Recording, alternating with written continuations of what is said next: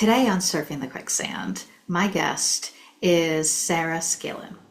Sara is someone I've known for a number of years. It came out of our relationship as organizers, and she's really developed into a different direction that I think is so inspiring to me because it's one of those big professional purpose leaps.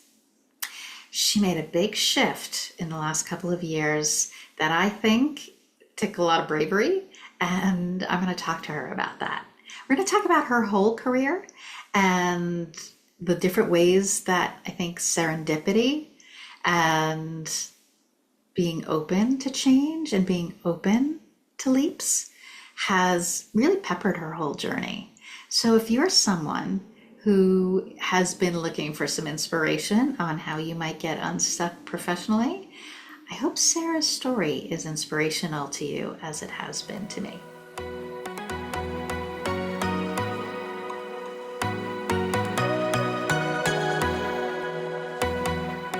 My guest today is someone I'm very excited to introduce you to.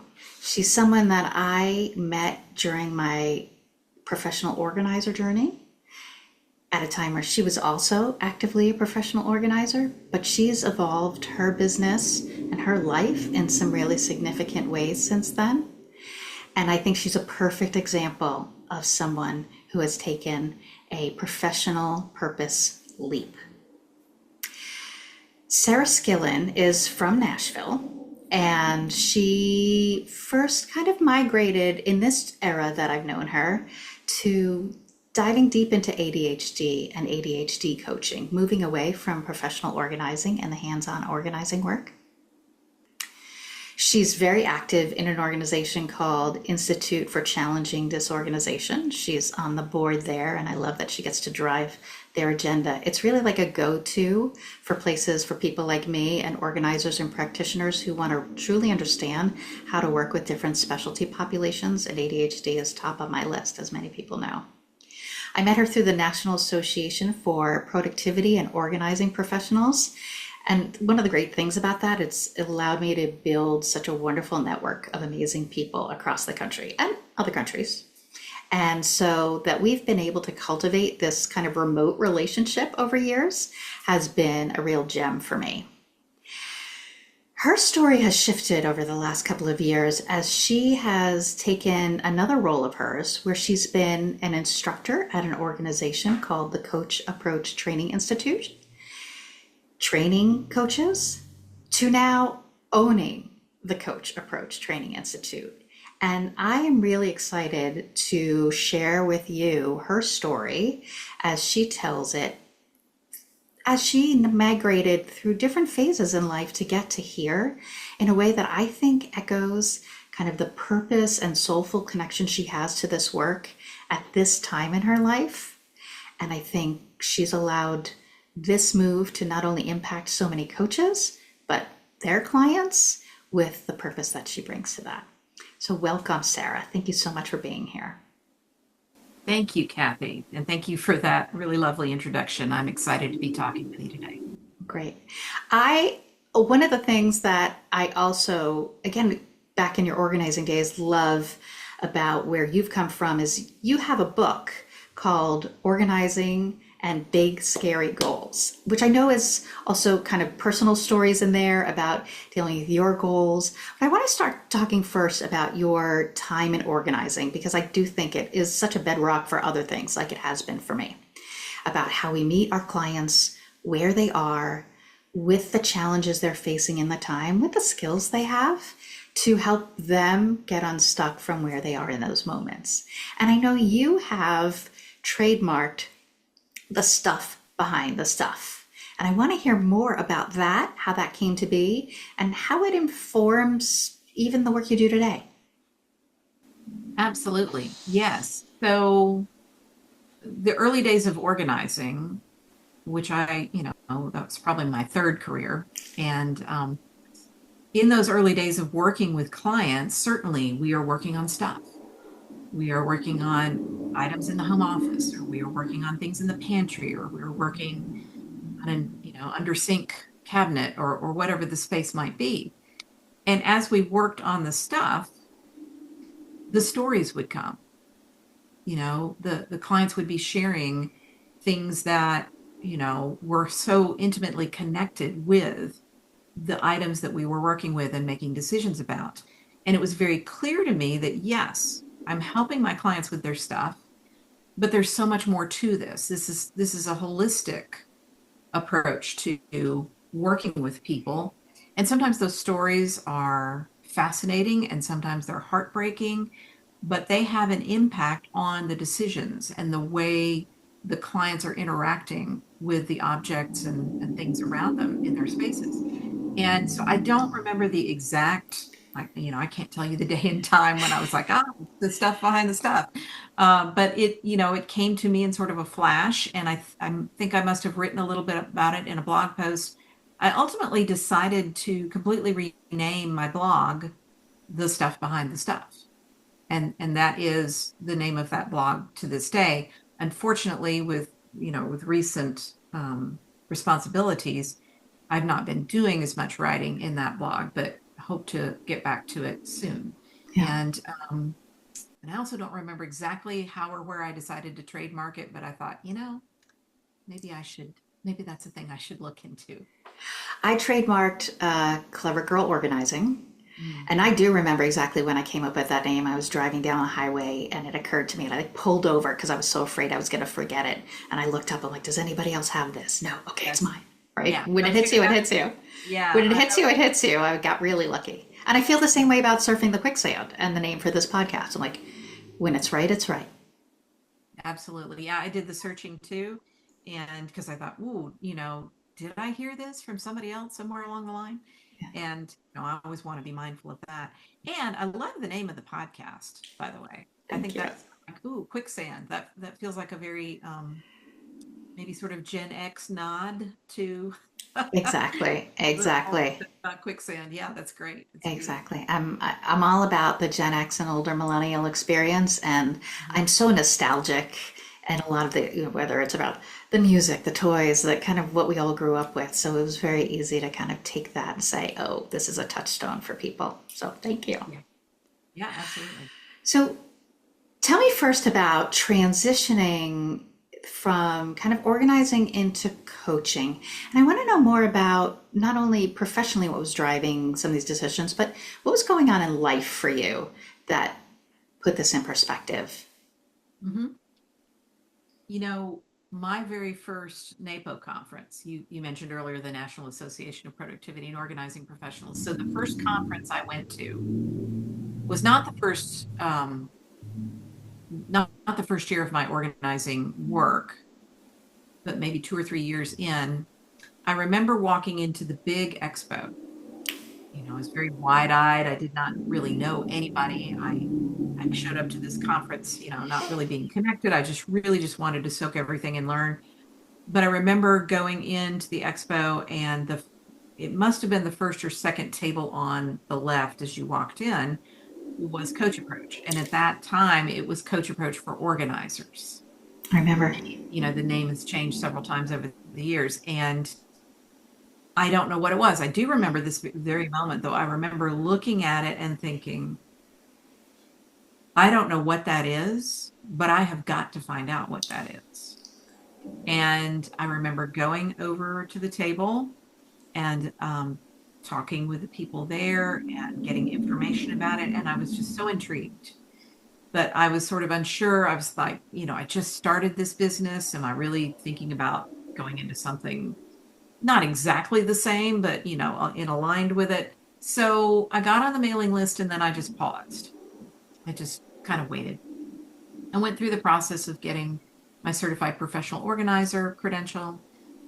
And then this is the second moment I remember very clearly. I'm working with a client, a longtime client in her garage, and she had ADHD and everything. We'd been working together a long time. It's just been going beautifully. A really wonderful client. And we agreed to take a short break. She went in the kitchen to get something to drink. I stayed out in the garage and I was checking my email. And this email pops up about the first course in Coach Approach, which is Coaching Essentials. And I don't remember what was said in the email specifically that struck me, but it was about, getting registered for the next run of it that was coming up. And I just thought, okay, I need to do this. And right there in the garage, like on my phone, on my phone, I registered. That was in the fall of 2016. And it could not have been a weirder time for me to jump into something brand new because I know some of this podcast relates to, sandwich generation and Yeah. dealing with family. My father was very sick. My mother-in-law was very sick. There was a lot going on there. It's kind of proof that there's no perfect time to jump in on something. And I thought, well, I'll just give it a try and see how it goes. And that was a difficult fall. We lost both my father and my mother-in-law at that time. It was hard on the kids and my family and everything. Yeah. Uh, neither was unexpected. They both led, but it's still hard. But yet somehow I think in many ways that training was already sort of helping me. We talk about in the training that yes, you're learning how to coach, but you're also developing skills that really help you to grow personally. Hmm. And I think that what I was learning in the classes was very supportive to me, not just in terms of how I was going to interact with my clients, but just in terms of how I was going to interact with others, how I was going to view myself. And there was a lot of growth there. So that's what was going on at that time. It sounds very transformative in ways that you weren't necessarily thinking that's what you were signing up for. Mhm. I know about you that you are someone who studies and have gone on to other coursework, and I know you have depth in spirituality programs and other things. How did this all come together for you? Did it feel planned or like an email showing up in a 5 minute break on a garage, kind of serendipitous? I think mostly the latter. Yeah. Truly. I think when I initially registered for Coaching Essentials, I thought, well, I'll take the one course and I'll use it for, recertification hours and I'll have some more skills and it'll be great to work with my clients in this one. And but when we got done with Coaching Essentials, I thought, nope, I'm signing up for the next one. So I signed up for the next one, and then even more growth and awareness occurred, and it was one thing after another. I just kept registering and kept going and kept learning, and even the coaching process. Early on, where we encourage students, and I was encouraged to start the coaching almost immediately. Try this out with clients. Try this out with friends, family members, whatever. And so I was already starting to do that, but I also had a colleague here in Nashville, a local therapist who specialized in ADHD. And when he heard I was doing the coach training, he said, "Oh, I'm going to send you people." And I said, "Whoa, wait a minute. Hang on. I haven't completed my training yet." And he said, "I know. And we'll tell them that, but it's not going to matter." And he had so much faith in me. Actually, it's Terry Huff. He wrote the foreword to my book and was very important early on in that part of my career, very supportive and very helpful. And so I was getting a lot of opportunities early on to coach people. And I'm sure it was shaky and I'm sure, I don't think I did any harm. I think I could rest easy on that. And I was always very transparent. I'm in this program, I'm working my way through. But you know what? It didn't matter because it was making a difference, even with a little bit of a lack of confidence and certainly not the experience that I have now. It was being able to ask those questions was already having an impact on the way I worked with my clients. Yeah. And the serendipity continued and I think continues to this day. I never set out in the beginning to not organize. I never set out to say, oh, I'm going to shift from organizing to coaching. And I know some people do. Some people look at it as, okay, I'm getting older and maybe I don't want to be lifting boxes and working in, attics at 102 degrees temperature or whatever. and they want to turn to coaching, and that's a beautiful way to go about it too. But no, that was never my thought. I always thought I was going to combine it. And it just naturally occurred that the demand for the coaching naturally went up. The demand for the organizing sort of started shifting, but then the pandemic changed it all. And that's where it really flipped. Yeah, and I think a lot of people, if I think about organizers that I know, the pandemic really changed how they approach their business. Some turned to virtual organizing and thrived. Some people stepped away. I think for me, one of the ways it impacted, I started virtual organizing in 2016, and in 2019, I was already doing training and speaking on how to be a virtual organizer to other organizers. So I was ready, and I actually did a lot of work in 2020 helping other people get ready. One of the ways it impacted me was the speaking, right? So I was doing a lot of public speaking, speaking at conferences, lunch and learns, all this, that shifted. So it's interesting that the concept of this kind of moment in time, which of course was devastating for a whole host of reasons, also for people who own their own business and generate revenue on it, suddenly they had to step back and rethink, what am I doing? How am I doing it? Do I like doing it this way? Is it actually providing an opportunity I hadn't thought about? So I really like hearing that it sounds like it's a little bit part of your story as well, in that transition of like, oh, I wasn't planning on not organizing, but the universe had other plans.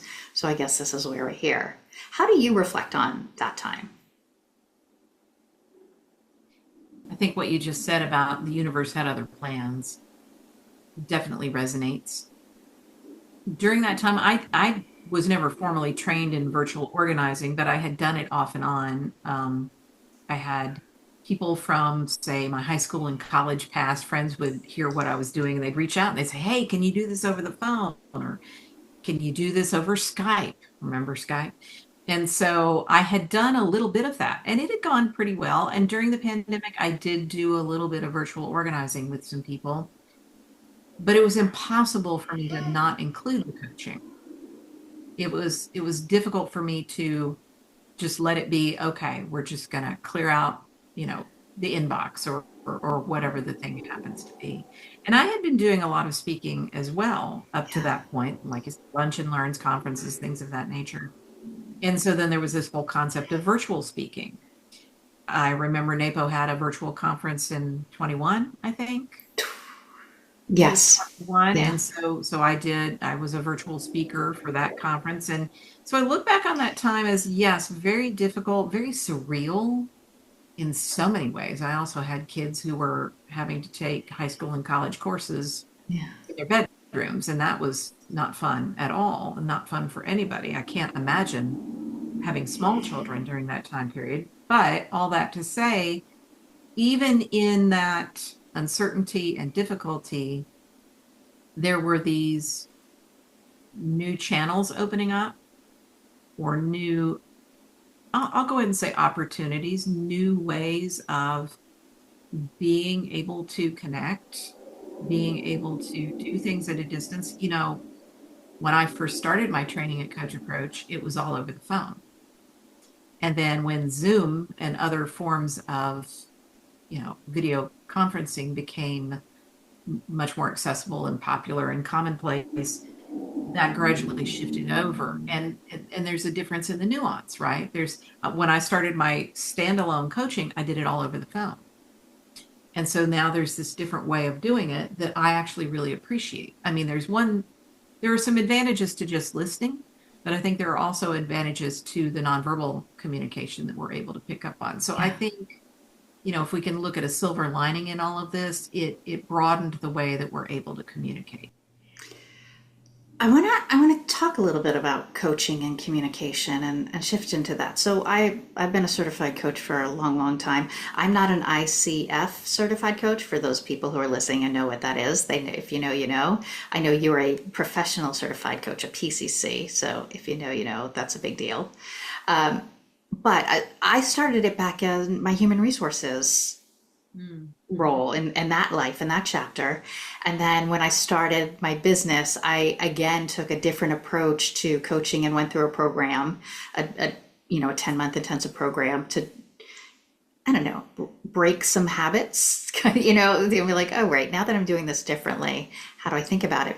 And when I talk to people about coaching, I say the difference between coaching and consulting is in consulting, you have questions, I have answers. In coaching, I have questions that I hope you have the answers to, and we are trying to facilitate a conversation where those answers come out for you. And it's my job to guide that in kind of a co-collaborative way. How do you define coaching to people?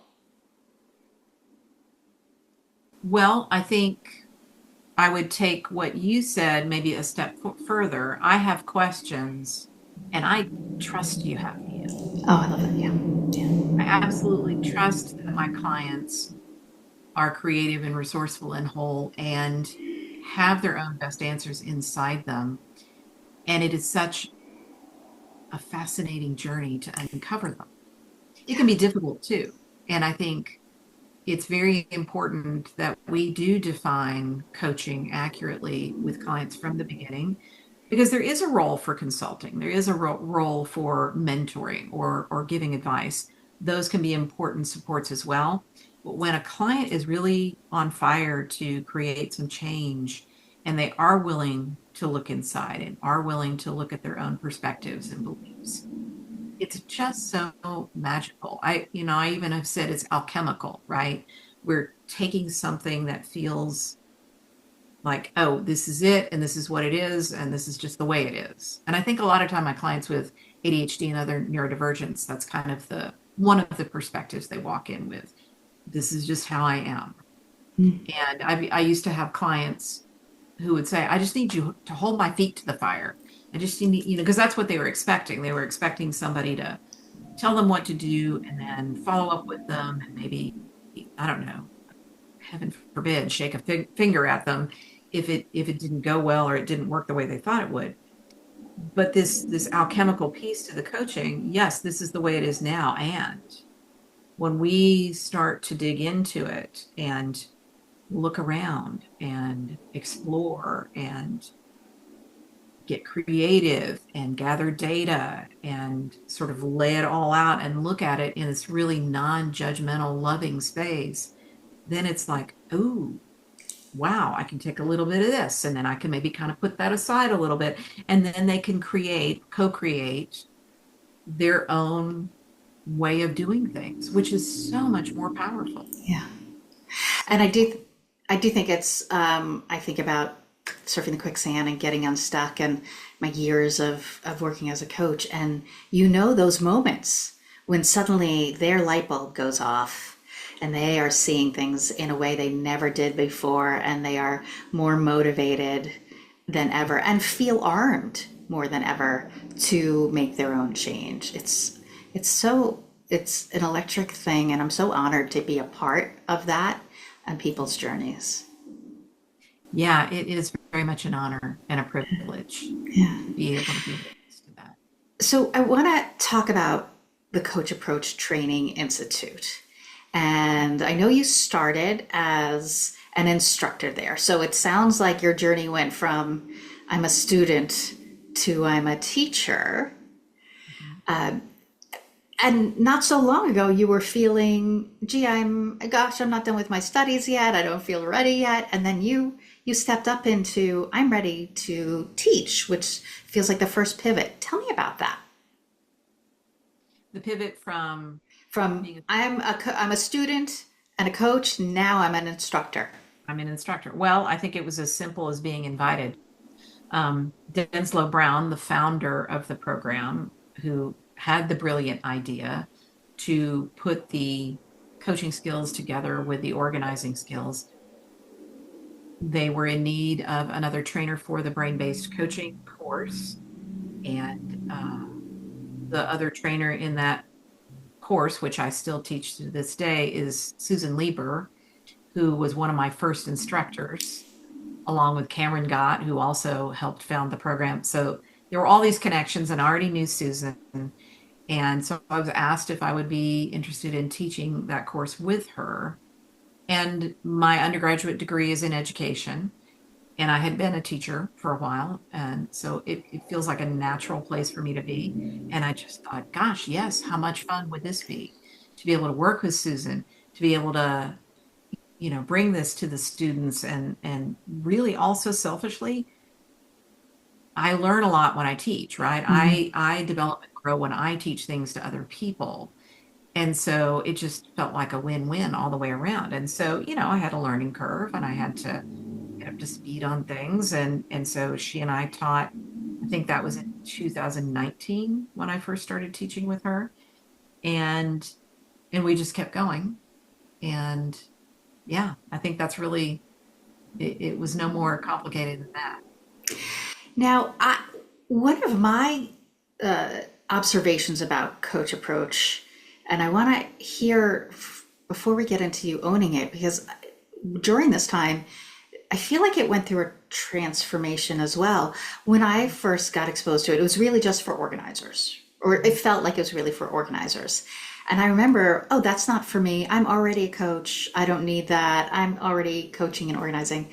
But I think it's shifted, and now it's not just about organizing. It's life coaching. It's a whole bunch of other different coaching, and it's not just about organizers. So tell me that part about what Coach Approach Training Institute is now. Yes. So I don't know exactly when the heavy transition occurred. It may have been during 2020. I'm not positive. I know that when I started teaching, it was still mostly organizers, but there was also the occasional person who maybe was coming from an educational background or, um, I can remember somebody maybe being in the design world. There were starting to be some other people, catching wind of what was going on, right? It's a really wonderful curriculum. It's a really strong, robust, and very powerful curriculum. I'm biased, of course, but other people were hearing, Yeah, word was getting out, in other yeah, words. And has always been this focus on ADHD and then eventually also neurodiversity as we learn more about the brain and all the different things that can have an impact. And so then that started attracting people who were interested in pure ADHD coaching or neurodiversity coaching. And it just started again, serendipity. I yeah, won't say that it was planned. I don't think it was. It was just, oh, this is interesting. These people want to come in too. Yeah, let's welcome them in as well. yeah. And in the time that I've been working with it, we've expanded.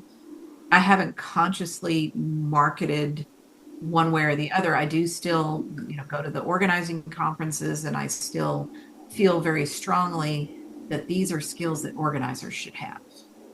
I And agree. I'm biased about that. I think that when you are working in intimate locations and spaces with other human beings, you need to have a good foundation in how to help support them with the stuff behind the stuff. And I think that's what coaching can make so much of a difference with. So it's still a very strong program for organizing and productivity professionals. And also, we have made pieces and parts of it more accessible, more encompassing, so that we have people from education. We sometimes have people from counseling, therapy backgrounds, advocacy, ADHD, all of those things, and Yeah. more. Yeah. And I can't tell you how often in my career coaching business, right? Again, I'm working with Gen X, older millennials, mid-career people who are saying, I don't think I want to keep doing what I've been doing, or I've been laid off, or I think I'm going to get laid off, or I'm worried about it, and I want to build a path towards a kind of a sustainable future I could do for a long time, which I personally believe coaching really can be. I feel like I talk to people like I'm thinking about coaching, and they're not people that I would normally have said, "Oh gosh, 5 years ago I wouldn't have said no, no, no, not coach approach. That's for organizers." And now I'm saying, you know what? I know of a really solid program I'd love for you to look at, and I love having that as a resource I'm always believing like my goal is being resourceful as I can be. I love having that resource to people who are teachers who don't want to teach anymore, or they like, listen, I clocked out. I'm 55. It's my age, but I still want to grow and learn and impact. And so I love having Coach Approach to tell people about. So now the pivot for you is you purchased Coach Approach. You went from I'm a student and then a coach and then an instructor, and now you are the person who manages its presence and designs its future. Tell me first about what needed to be in place in your life for you to even think about such a thing. Mm-hmm. Well, let me back up real quick and just say Yeah. thank you for recommending Coach Birch to other people. That makes me very happy. Good. So again, I feel like much of this was serendipitous. I began having some initial conversations with Denslow, just very unformed kinds of conversations. She was not sure exactly what she wanted to do. That's certainly an important process that she needed to think about. But she was recognizing that she would want to step back some, semi-retire, not be in charge of the whole thing. She wasn't sure what that was going to look like.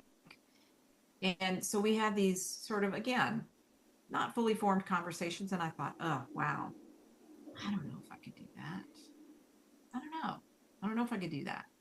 And I guess when you said what had to be in place, as you alluded to earlier, I had also gone through a spiritual direction program where we talked a lot about, and it's interfaith. It's not like a particular religion or anything. It's really about the inner journey, the inner work that we do, and what our meaning and what our purpose is, and how we can support the journeys of other people who are looking for their meaning and purpose. And I started looking at my journey and recognizing, well, okay, my kids are out of the house and I'm not caring for aging parents at this point. And things feel pretty stable with the coaching. In fact, the coaching was kind of going gangbusters. And I had another conversation with her, and I don't even remember. Well, I think she sent out a survey to a lot of us. Yeah, there was a survey that went out, and different people were, do you want to have discussions about this? What kind of a role might you play? Just all kinds of really interesting questions for us to think about. And she and I were having a conversation, and I said, I wonder if it's me. I wonder if this is what I am supposed to do now. It is so important to me that this program be available to organizers, that it be available to others as well, certainly. And I know what an impact it had on me. And I want to, in whatever form this looks like. And I was very open. I didn't have like, I'm going to be the owner and the director of education. That wasn't exactly how it was on the front end. I just thought, whatever I'm supposed to do here, I am ready to do. I am in the place with my emotional self, my mental self, my spiritual self, my familial self. I'm in the place where whatever's supposed to happen here, I'm open to it. And so as we continued to have conversations, that's when the decision was made. So again, a little serendipitous in the driving, right? It's Denslow's at a stage in her life and making kind of broad inquiries, and you being able to first kind of connect with the meaning behind, not only the meaning behind Coach Approach, but the meaning for you. And I get a very sense of a nurturing sense that comes out of it, like, oh, this curriculum, this program, this pathway is so important to me because I know how important it is to these people and their clients, right? Yeah. So one does not simply say, oh, I'm going to go buy this business, right? There's other stuff that go along. And I don't mean to get into the, the tactical and the all the steps, but that's a big shift of effort and learning and bravery. Hmm. Can you think about the kind of the push and pull of that time, the fits and starts of moving from I think it's me to hey guys, it's me, and how, Mhm. that pathway? Hmm. I honestly, maybe time has changed things a little bit. I don't remember fits and starts. I remember once I said, I think it's me, it was pretty quick that, okay, yes. And how do we go about this? And what other resources, what other experts do we need to talk to about this? She had never sold a business. I had never bought a business. Mm-hmm. And so there was a real collaborative way of doing this and reaching out to other people and talking about what are the legal ramifications, what are the financial ramifications. I was fortunate. One of my other prior careers was as a paralegal, and I had done corporate business law, so I had those. I knew where to go on a Secretary of State website to take care of some of the filings and things. So I don't remember it being I don't remember any of it ever being like, oh, this is never going to work. It was always, okay, we need to figure this piece out. Okay, let's talk about it. And then who else do we need to talk to? Okay, cool. Now we have this information. Let's add this into it. Now what do we need to do? And it was just kind of one foot in front of the other. And then we decided to make the official announcement. We hadn't there's all the legal process and everything of a purchase and a sale. And so we didn't have all of that quite in place yet. That wasn't anything on either of our parts. We weren't dragging our feet or anything, but lawyers, I mean, what am I going to say? But we decided that we wanted to go ahead and make the announcement. So we made the announcement before the NAPO conference in April of 24. Yeah. Yeah. And that's when I was at the table with her and we let people know, and everybody was so supportive. And, it was just, it's an amazing, and I sort of fulfilled executive director, and she was like training me, how to do all these different things. And then we finalized it in July of 2024. Yeah. And she's still involved and still helping me, as are many other people. I'm not doing this all by myself. So So. I want to talk about that. And you just 30 seconds ago mentioned supportive and how supportive people be. So this is a big move personally, professionally, and kind of in this niche of an industry. What's the support that you need, that you've received, that's really helped you make this transition so strong and successful? Well, the trainers in the program, again, I'm biased. I think they're just stunning in their ability to teach coaching, to embrace coaching, to set examples in all kinds of other ways. I mean, I think about Cam Gott, who again was very closely involved with the start of the program with Denslow. He's been an amazing support from a historical perspective, and also just being an incredible resource on ADHD and being well known in that world. And so we talk regularly. I talk with Denslow almost weekly, through whatever it might be. She still helps out a lot with the credentialing aspect of things as I am getting up to speed and taking training around that so that I'm fully qualified to be able to credential people. Susan Lieber, my co-trainer for brain-based coaching, who's also a dear friend. She's been an amazing sounding board. I mean, really every trainer we have. I mean, Casey Moore, Elizabeth Brink, I'm going to name them, Diane Thompson, Marisa Taylor. I'm afraid I'm going to forget somebody. Ellen Fay. Oh my Oh goodness, my gosh. Ellen. Yeah. So Ellen, who for your listeners is a former president of NAPO, one of our trainers, she has been enormously helpful from that strategic planning perspective because Mm. that's one of her areas of expertise. I hope I'm not forgetting anybody It's like an else. Academy Award speech, right? It really is. I know. I'm like, but Yeah, they are yeah, all so astounding in yeah, their own verticals, I guess is the word I'm looking for. yeah, Each one of them has areas of expertise that, come together. I mean, they're authors, they're podcasters, they are they're yeah, experts in yeah. that field. You have a real community there, again, a good blend of people who have skills in their verticals, and your ability to recognize I need help in this vertical, and I'm comfortable asking. Right? I think asking for help is something that we midlife women aren't great at, and I always want to see and extol the and champion when people actually do it. So I love hearing that. I want to I want to pivot a little bit before we close out. I want to talk about, you mentioned it early, coaching essentials, because I feel like that's the still the backbone of coach approach.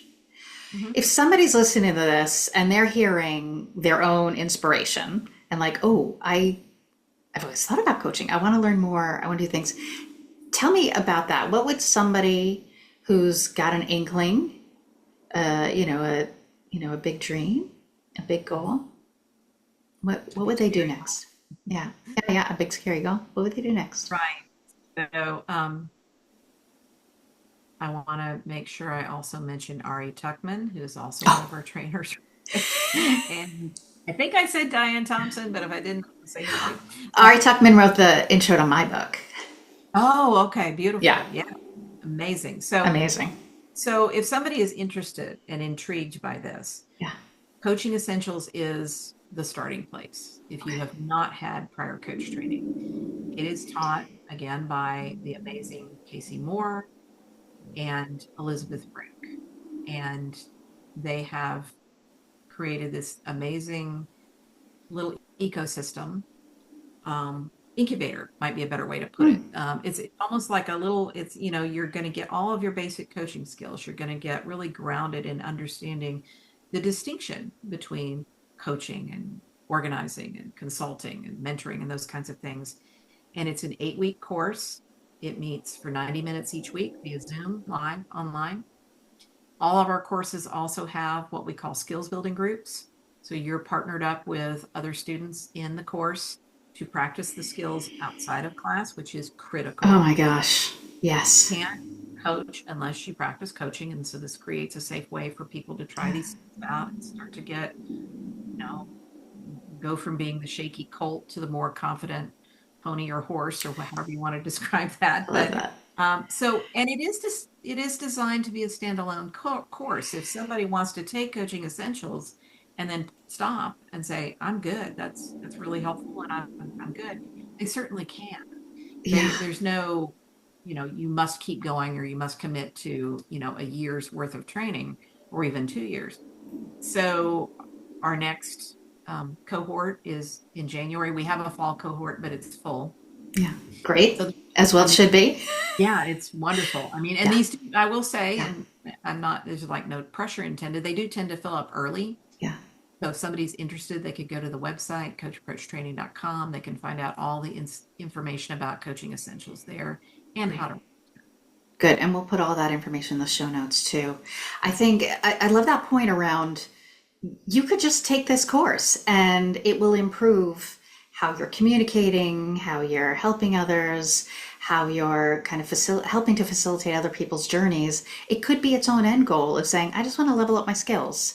I want to be more self-aware. I want to kind of understand my own bad habits I'm falling into that I could break out of too. I expect it's probably also a nice refresher course for people who've been doing it a while. So I think that's great. Yeah. Sarah, I loved this conversation and I really loved the pathway, which was a combination of, we can talk about serendipitous moments, but action doesn't happen without action, right? So lots of ways the Absolutely. universe presented itself with opportunity to you, your continued bravery and taking a step and really piling at it. Like it's not forever. This isn't this doesn't have to be everything. It's not forever. What's next? What's next? What's next? And I think it's a really inspiring story. So thank you for sharing that. Oh, thank you. Thank you for giving me the opportunity to talk about it. Good. I want to finish every episode with what I'm calling the quicksand three. So I have three questions for you, Okay. and they're about recharging, dreaming big, and getting unstuck.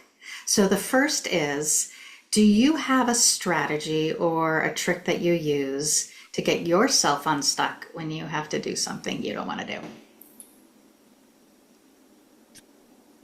Well, when I was first thinking about this, I think in some ways an ounce of prevention is worth a pound of cure. So I try to structure my life. I mean, most of the things I do are things I want to do. Or if they're not things, like if it's a little thing that's sort of an annoying thing I have to do to get to the thing I want to do, I try to keep that bigger goal in mind, right? Like I might want to do X, Y, and Z, but to get there, I've got to do some of this smaller stuff that's maybe not as fun. So there's keeping that bigger meaning in mind. And also sometimes, yeah, we're faced with something that's like, ugh, what am I going to do here? I really, really don't want to. I don't know. I can't even think of an example here, but whatever it has to be. I think for me, it's the old standard, break it down into a first step. And maybe that first step is just sitting down in front of the computer. Yeah. Breaking things down into what can you actually do and what's the very next step. I think that's a core to a lot of success. Okay, my second question is, if money, ability, era in time, location, anything was not an issue, what's a job or career you might have liked to try? I am so excited about this question. So when I was a senior in college, my very final quarter, I had already done my student teaching. I was, I managed to miss one of the gen ed requirements, which was to take another, I guess, social science. So I signed up for Anthropology 101. And I will never forget sitting in that lecture hall, and it may have just been senior jitters or whatever, but I remember sitting in the lecture hall. It was a fabulous professor. He had won Professor of the Year many, many times. He's actually kind of famous in the anthropology world. He was such a compelling instructor. I was like, oh, I've been in the wrong major for 4.5 years. And I was so fascinated with anthropology. And in particular, one of his specialties was forensic anthropology. I know, kind of out there, but he also approached it from, I do this to help people. I do this to make, help families, and all this kind of thing. So I would say if there was no restriction, I would love to be some kind of an anthropologist, either a cultural anthropologist or a forensic anthropologist, because I just think it's absolutely fascinating. I love that. Oh my gosh. And of course, you've been out of college a minute. So the fact that it's still stuck with you in such a passionate way is so inspiring. Okay, last question. When life gets chaotic, what's something you do to kind of recharge or hit the reset button? Well, I do have a strong meditation practice that I have kept up for many, many years. So that is a thing I do in the mornings that's kind of an anchor for me, even I mean, it doesn't matter what is going on. I try to even just take 5 minutes for that. But also, I have some favorite podcasts, and sometimes I will just sort of put on one of those podcasts and check out, maybe I'll get a glass of wine or a glass of sparkling water or whatever, and I'll put on that podcast and I'll make dinner or I'll finish up some laundry or whatever. And it's just kind of a way to, it's kind of, you have your AirPods in, it sort of feels like you're in your own little world. I love the podcast Spooked, which has all kinds of ghost stories, which is something I'm kind of fascinated with. I know I love the ghost story stuff. I love some of the true crime stuff. And so I just sort of check out in that world for 45 minutes to an hour. and listen and also do some things while I'm listening. And then I just kind of feel better. I love it. Well, I hope surfing the quicksand makes your repertoire at some point in Yeah, time. I was thinking that. It's like, oh, Good, now I've got another one that I can, it's going to be so much fun to listen to good, all the episodes. good. I love it. Sarah, thank you so much. I'm so grateful for your time and your energy and your generosity with your story. And I'm excited that we got to share not only your personal story, but maybe the start of somebody else's personal story if they've been thinking about coaching. That's very exciting to me. Thank you. I Good, really appreciate having this opportunity with you, Kathy. good. Well, that was great. I am so glad that Sarah and I got to spend time together. And, we had a conversation beforehand about some of the things I was going to ask. But really, I love that these conversations are so organic and we get to take the conversation wherever it inspires us. I really do believe in the amazing work that coaches can do for people. And and I'm not just saying that because I am a coach and I love working with people and helping them get unstuck, but knowing that there's a smart way to do it and a prudent way to do it, and that there are ways to learn those skills. I think that's one of the benefits that coach approach really offers. And I'm actually really grateful that Sarah stepped up again in this kind of nurturing way to ensure that coach approach lives on, because it's been so valuable to so many people.